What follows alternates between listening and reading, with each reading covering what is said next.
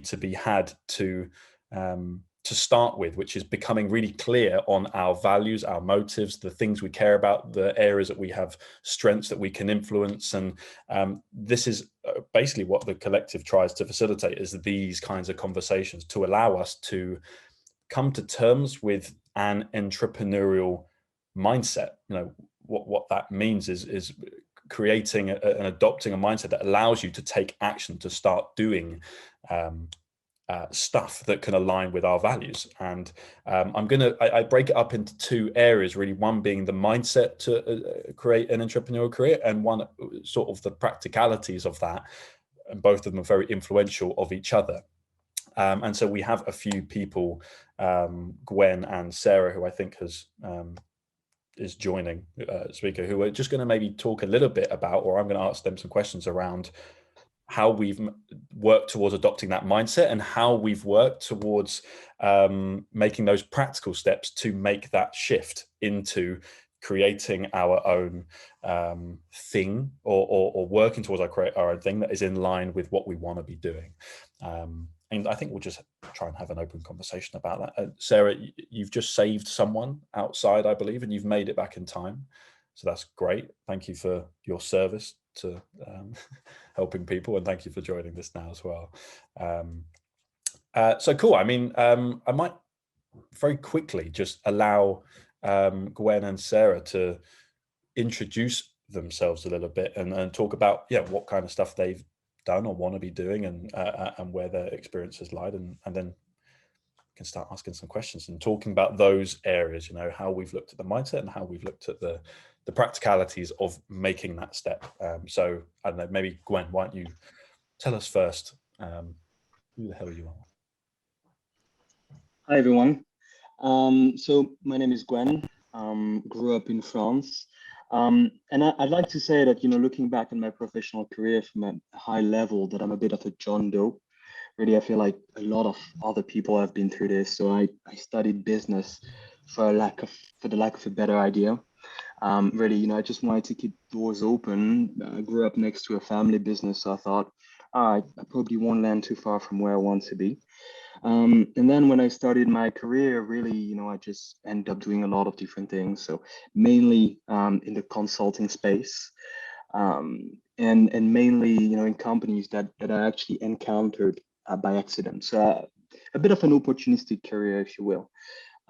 So through this, like working on transformation, project management, change management, and so on, I picked up a few things that I really liked.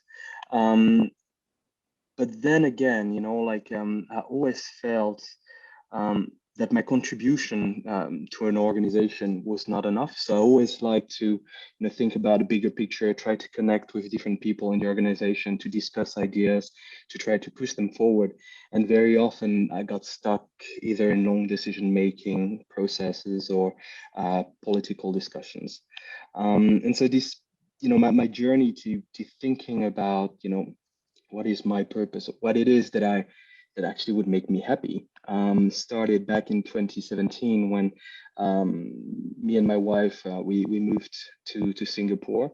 So it was a great opportunity for me to resign from my previous job, and at the time I did the Nomad MBA, which was the first program from the Uprise Academy, and there I really took my first step back, thinking, okay, what is it that I want to do? And I realized then that, yes, I probably want to start something, that really I wanted to help people or ideas achieve their full potential. And probably entrepreneurship would be a good way to take this forward, as opposed to ever looking for the perfect company. But at the time, I think I didn't make the realization that I was capable of doing this, or that I was intrinsically motivated enough.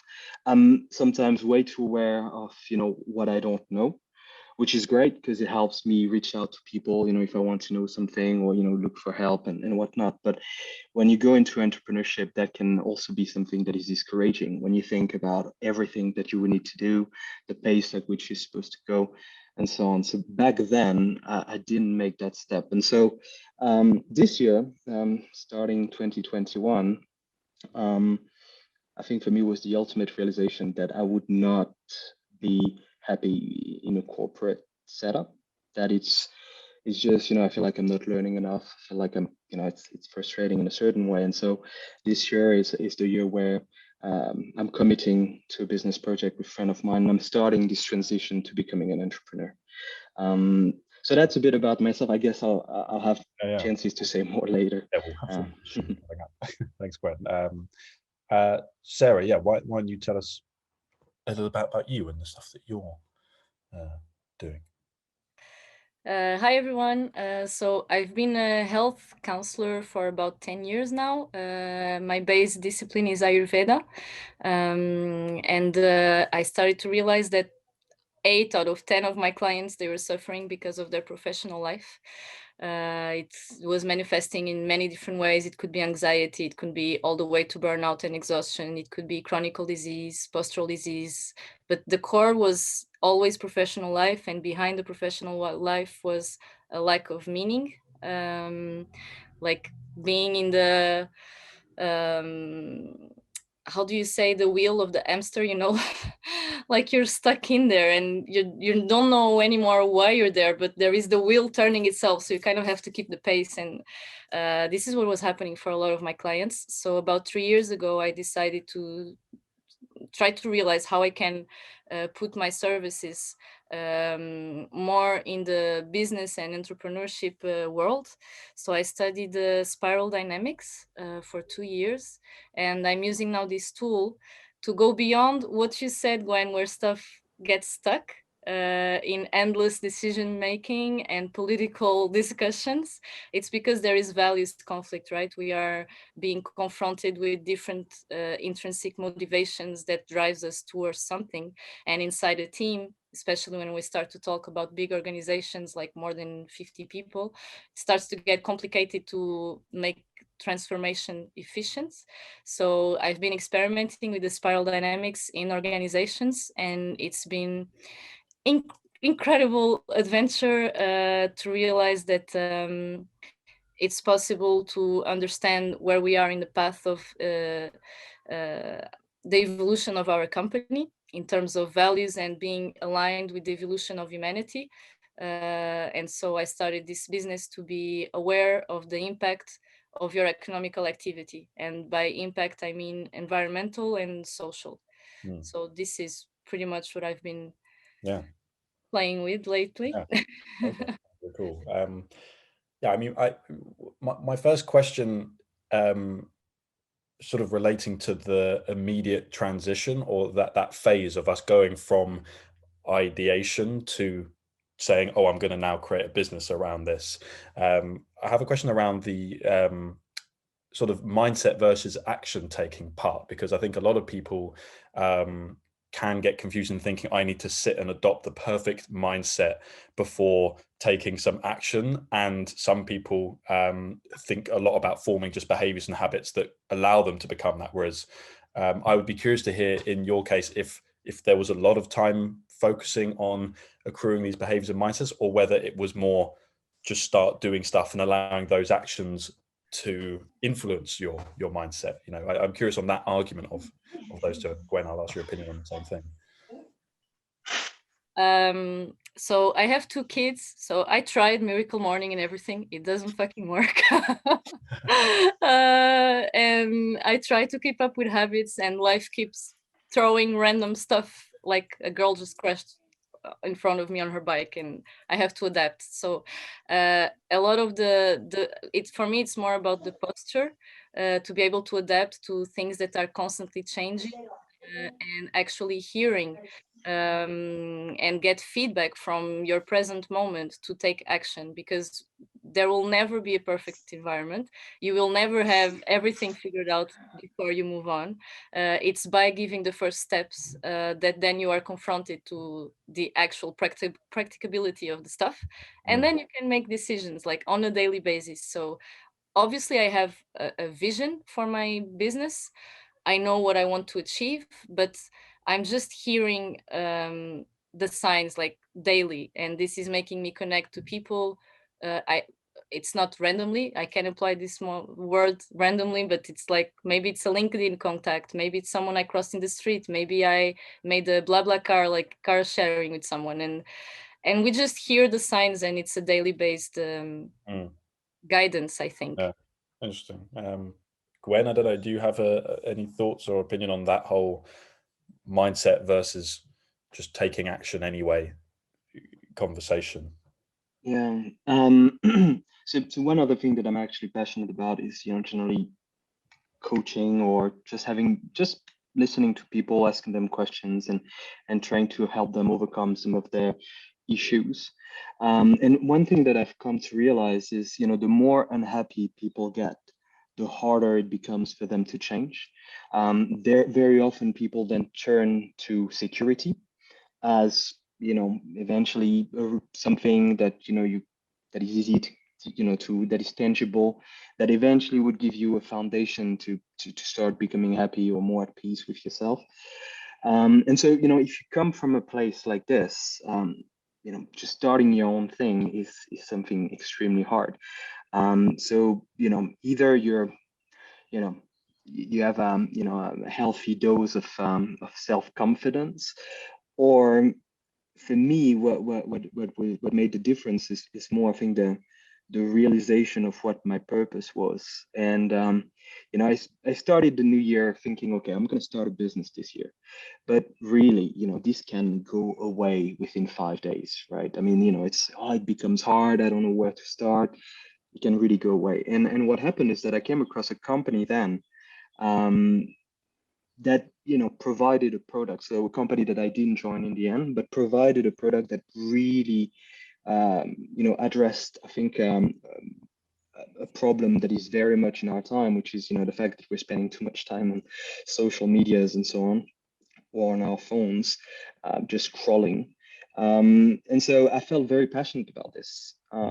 And what that made me realize is that if I ever want to start a company, I will not be able, I won't have the intrinsic motivation if it's just to make money or to do something that works, something that eventually is successful or could solve a certain problem.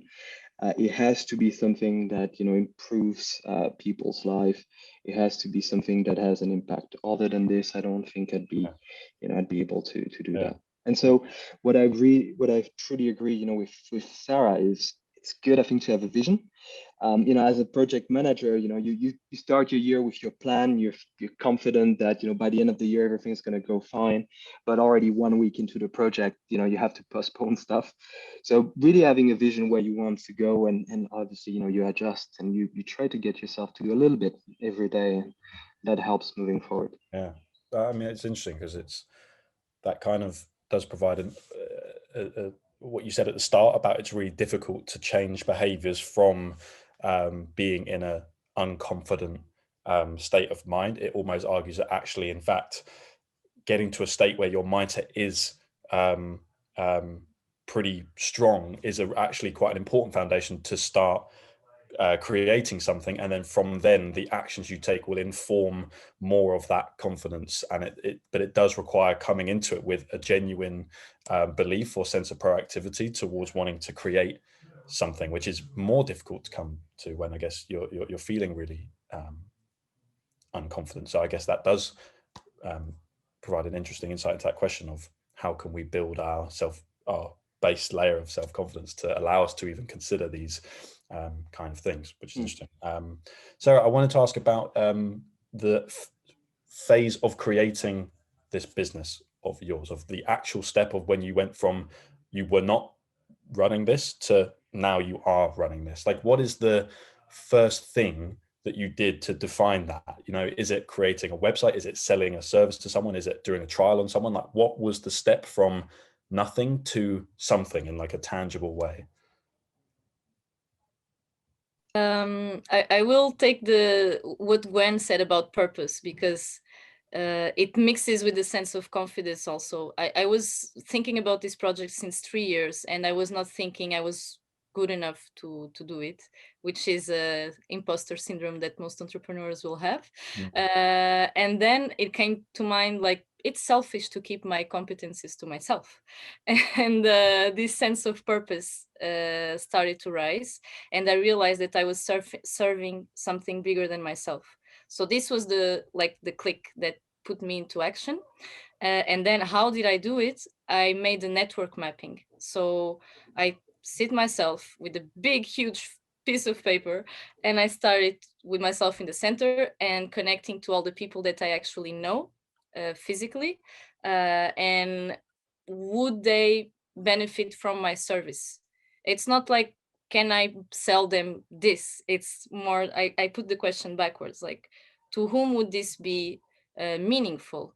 And where can I put my services where they are needed? And so I contacted a CEO of a company here in Nantes that I had met in the end of 2019. And I knew she was making a transition in her business, and I just asked if I could come observe. And I ended up 1 week later selling a 3,900 euros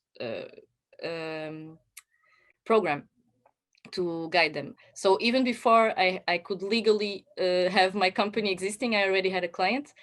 And I think this is, again, going with the posture of guidance and sense of meaning and purpose, and knowing when you're serving something bigger than yourself, your ego kind of calms down. And you are, for me, the personal experience is that I got less scared of failure, of not being good enough, of feeling this kind of imposter, and things got like much more easier to flow. Yeah.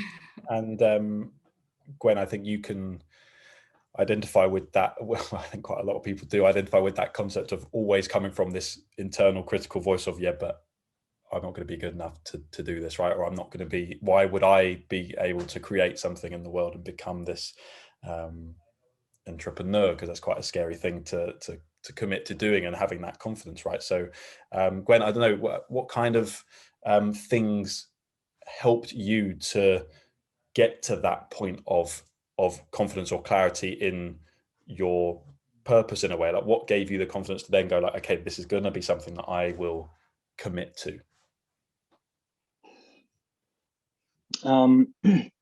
Yeah, I think that the answer is very much in how we started it. And I think it's, with a friend of mine, we just started to brainstorm very wildly, had a few beers, and it went wild and wild and wild. And so we took notes. We tried to think about, whenever we had an idea, we would build upon it, and we ended up with, just such a backlog of ideas that were related to what we're pursuing. And so that helps seeing, what kind of impact it could eventually have, and because in throughout the brainstorming, I wanted to make sure that, whatever ideas I'm going to come up with, it still relates to my purpose.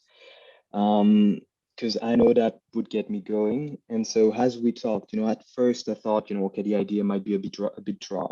And then progressively, as we brainstormed, I realized, oh God, okay, that can help a lot of people. That can be a really good thing.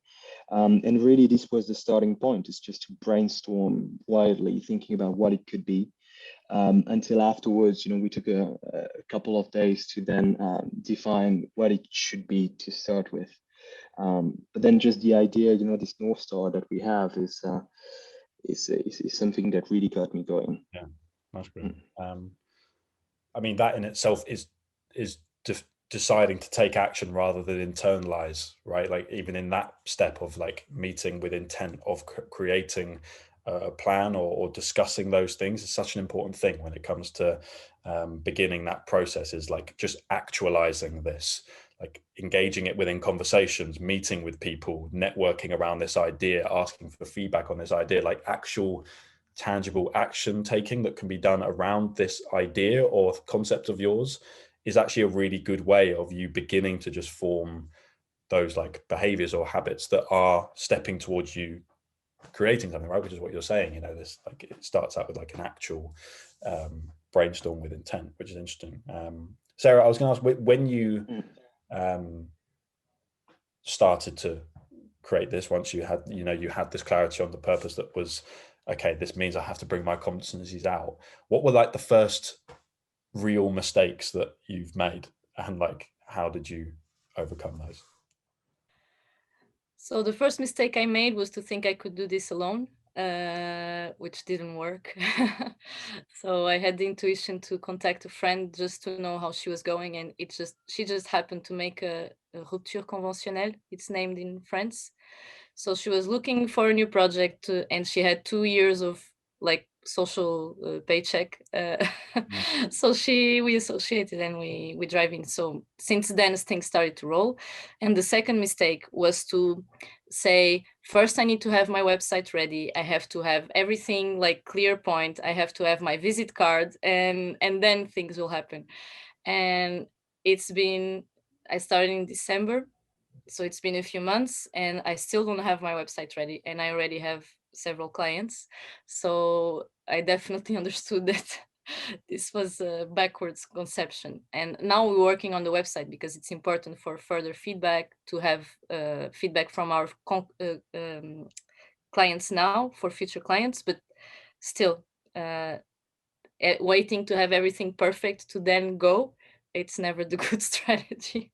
Yeah, that's interesting. I mean, that aligns quite well with the it's very straightforward narrative of when you make the step into entrepreneurship, is not thinking about all of the things that encompasses, meaning I have to define my brand, I have to get onto LinkedIn and announce this, I need to build my website to perfection, I need to do this, that, and the other. I think often it's, can I just create something that someone else can get value from and see what can come from that, and create a process to do that. If that means, you know, selling your services to a client, if it means me selling cupcakes from my front door, you know, it's the tangible action of, can I just start with almost creating something or selling something to start that process, rather than focusing so much on the infinitely vast space of things that you could do to give you the security around stepping into entrepreneurship. So I think that's quite interesting, and it's good that you went through that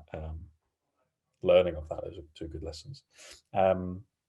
Cool. I wanted to maybe put a quick pause on that and get some of you people to give a chance to meet each other and talk about some of this in a bit of a visualization exercise. So we'll do like maybe 10 minutes where I'll tell you what we'll do a little visualization. We'll do like a couple minutes where we'll close our eyes, and I'll guide you with my voice, and we'll just we'll think about stuff, and then we'll go into breakout rooms and bring those to life. So if you all would kindly join me in closing your eyes for a brief moment, maybe taking a deep breath, because that seems like an appropriate thing to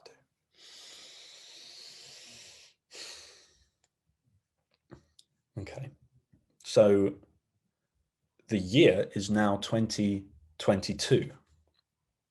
It was this year, in 2021, that you decided to make a transition into creating an entrepreneurial life by creating something. This was the year that you did it. Imagine yourself with this project that you're now working on. Maybe you've worked with a few friends to build an idea, and you've had your first sale.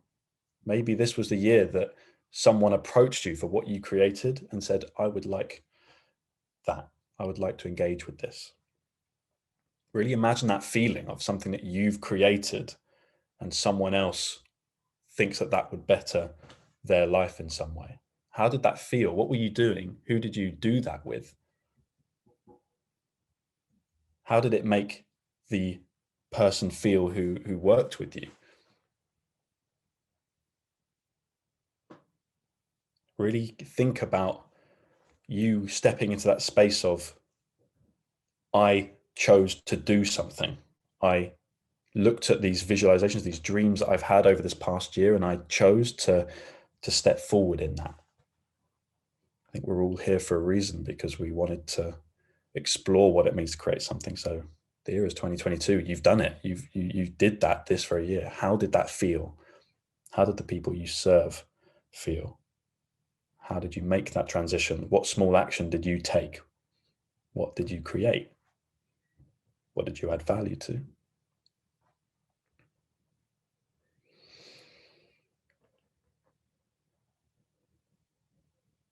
Who was surrounding you? Who was helping you with this idea? Who was helping you bring this to life?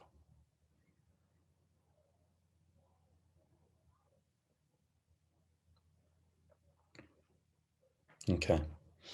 You can now open your eyes.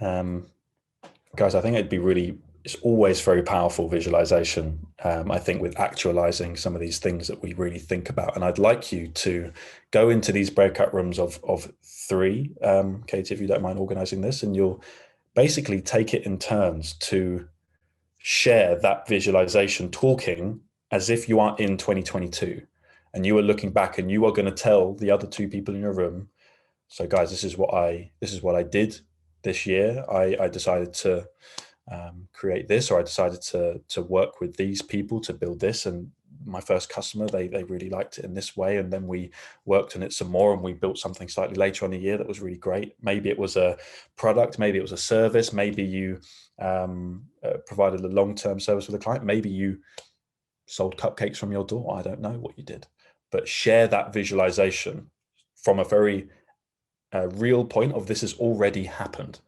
You are in 2022 when you talk this through. You are looking back on that transition that you made, that you took action on. Yeah. So does everyone have any questions on that, or is that some clear instruction? I hope it's clear. Katie, would you kindly place people into these lovely people into some breakout rooms of 3? I think we've got the right number for that. Yeah, 3 or 4. Cool.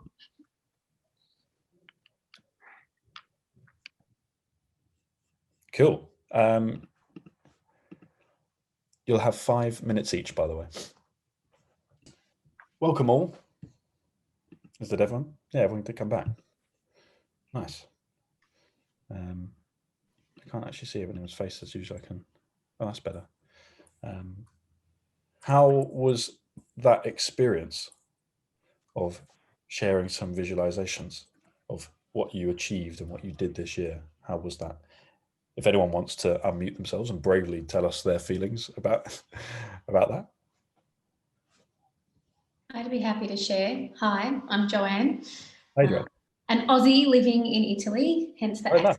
and weird time difference. Yeah. But yeah, living in Italy, I had a lovely time, and I met 2 very lovely people in that chat, and just sharing that visualization. For me, it was a moment of actually stopping and acknowledging how much I've already achieved in what we're sharing, and realizing I'm quite tough on myself. And yeah, like I actually wrote down acknowledging that I've already got some clients, I've already got a website, like I'm already involved. Yeah. That was really nice. And then it was like the visualization for 2022 was not falling victim to the fear and the inner voice, and taking, for example, the full-time corporate teaching job here because it would just be easier and safer, and staying on my path. So yeah, that was really cool. Oh, great. Yeah, I mean, thanks for sharing. I think that's a really, like, something we spoke about a lot at the start of this, that Gwen and Sarah both talked about, is our, like, the inner critique we give ourselves in convincing that we're not good enough to do something, or we're not already on that path to creating stuff or working with things. Like, it's a massive thing, which is why these conversations, I think, are really helpful, because they allow you to listen to other people and realize that, oh yeah, like, we all share these fears and we all share these concepts, but really there's always an alternative perspective to the things we do and why we do those things, so I think that's a really powerful thing. So thanks, Joanne, for sharing that. Yeah. Does anyone else have some outrageous comments that they'd like to share, or non-outrageous? just normal comments on that experience. I think it's just to get started, regardless of where you are in your journey, your process. Is just like, if you have a vision, you kind of just have to go with your intuition and go for it. So regardless if you have the website and things like that, if you have the idea and maybe the passion for it, everything else will follow. That's kind of what I took away from it, because I'm in a place that I don't have anything really set in stone. I just know that potentially this is the path I want to do, is be my own boss and kind of create my own things in the next year. So that's my big takeaway, just to get started. Yeah, right. That's a very good realization to have, right? I mean, I think a lot of us if we think about how much time we think about like making these changes versus the amount of time we spend doing the change, it's very mismatched. And I think a lot of the time it's really about allowing our actions to inform everything else. And so just acknowledge that these fears and insecurities and all these things will exist, and still trying to do something anyway, still trying to take that step and see what happens. It's a very brave and scary thing, but you're right, it's in the doing, in the starting and going, okay, I'm gonna try this. Nice, thanks for sharing, Tris. Cool. I mean, we have approximately 6 minutes left, and I don't want to take any more of your precious time, so I thought we'd just open it up and see if anyone has any questions for anyone, for Gwen, for Sarah, for me, for Katie. If anyone would like to ask something or share anything else, then we can round it up there. Hi guys, Cameron here. Oh yeah, hey Cameron. Yeah, good, thanks. I am currently in London and I'm moving back home to Australia in a few months, and I've been doing the corporate accounting thing for about 10 or 12 years. I want to change and get into startups when I get back home. So wondering what your tips would be for dealing with people who are pessimistic about your career plans, giving up a job that's secure, pays well, you know what you're doing, where you're throwing around ideas and think, yeah, I don't know, that's going to come off, and then they just cut you down. Is this, you talking about other people in your life who, when you share that concept or idea, that they shut you down a little bit? Yeah. So, I mean, I imagine when I go home in a few months, I'm going to throw around ideas and say, I want to go, do my own thing. And for my family who've never done that, and my mates who've only ever done the corporate thing, they'll be like, oh yeah, cool, sounds good, good luck with that. And then just leave it.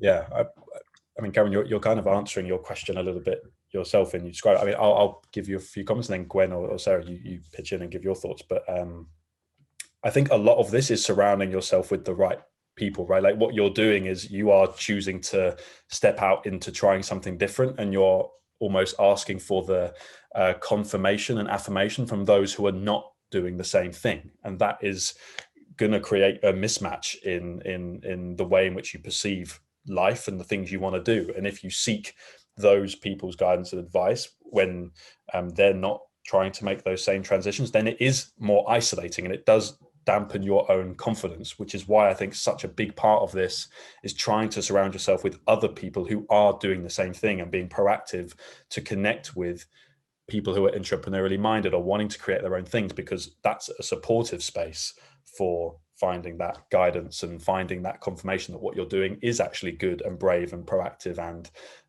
with thought to what's meaningful and purposeful in your life. Whereas in lots of other people's lives, it's not their fault, but some people are not wanting that or not asking those questions. And so they're not going to be the ones who support you with that. But I don't know, Gwen or Sarah, did you have any thoughts on that? Because it's a really good question around like the community which you're around. Maybe I can say something. One thing that stuck with me is that when you listen to people, that's when you really care about people. When you talk to people, that's more for yourself. And I think that when they're saying these things, it's more a reflection of their own fears. It happened to me as well, with my wife, recommending her to take some decisions that ultimately, I think it was, if I was reflect on this, it was my own fears that I reflected on her. And so, I think as Charlie said, when you're going through this, it's good to to surround yourself with people that will give you positive reinforcement, because you'll have many days when you'll doubt, many days when you'll want to go back, when you'll hesitate. Try to find people, at Uprise, I talked to some people that use different techniques, such as meeting up with someone 2 hours every day to work on something together, hold each other accountable. And there are ways out there to be able to get that support. Cool. Yeah. Thanks, Gwen. Yeah. Thanks, Karen, for the question. I hope that gives some Thanks very much. Maybe I can add something. Yeah, please do.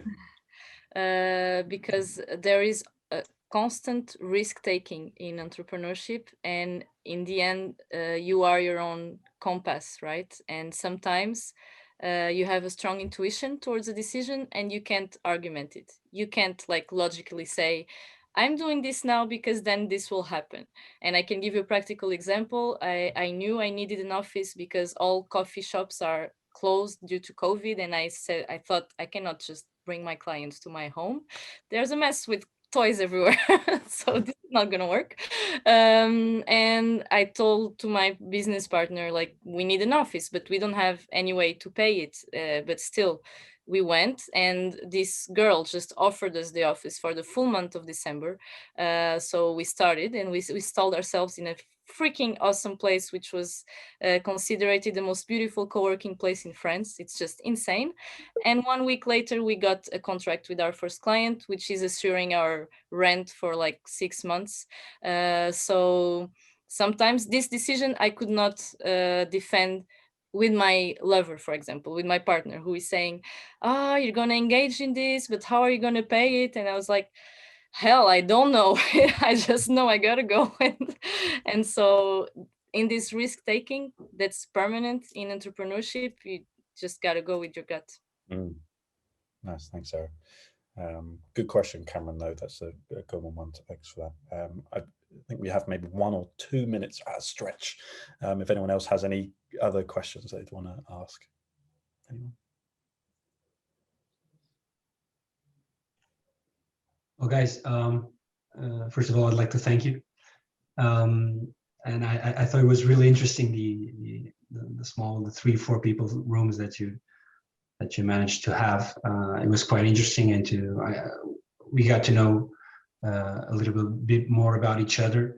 And someone actually made a really interesting question after, stating our idea and saying what our idea was in 2022. Someone said like, have you actually made anything to come to that right now? And I thought that was interesting. And thank you once again. I'd like to know if you'll have any more workshops like this one. Yeah, thank you for the kind comments. I don't know how to pronounce your name. TG. I'm sorry, I just choose my initials. My name is, you can call me Thomas. Thomas. Well, thank you, Thomas. I'm Portuguese and from. Oh, great, cool. Well, Thomas, yeah, I mean, we do workshops like this every Wednesday at the moment. I think we try and do them as often as possible to open them up to the public, and we have people in the community who run them like this as well. And I'm glad you got to share that experience. That's what this is all about, is connecting yourself, as Cameron said, meeting more of those voices that are making those changes and recognizing you're not as isolated as you think you are in what is an isolating journey. But yeah, I mean, keep an eye out. We're always announcing new stuff and new topics and new conversations to have, and you should come to them because they're nice. Thank you very much. You're welcome, Thomas. Thank you. Cool, guys. I mean, it's now 1 past. I don't want to. Sorry, Katie, did you want to say something? I was just going to say, I will also email everyone with the recording of this, and also a link to our newsletter that you can sign up to, which shows you what other workshops and stuff we've got coming up as well. So nice. keep a lookout. Cool. Well, guys, I mean, it's as I said, it's 2 past, and I want to stay true to my word.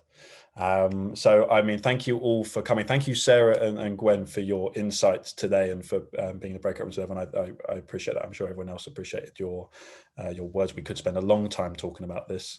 And thank you all for coming and joining in and being part of the rooms and meeting people. I hope there was some value there. And yeah, keep an eye out for more of this stuff we do. I think it's really important to keep having these conversations, keep meeting people who are doing the same thing, and hopefully you'll all start making, or accepting where you're at, and then making transitional steps towards the places you want to. So thank you all for coming on that, and surely we'll see you again soon. Yeah. So Cheers. Thanks very much, guys. Thank Cheers, you. guys. Thank you very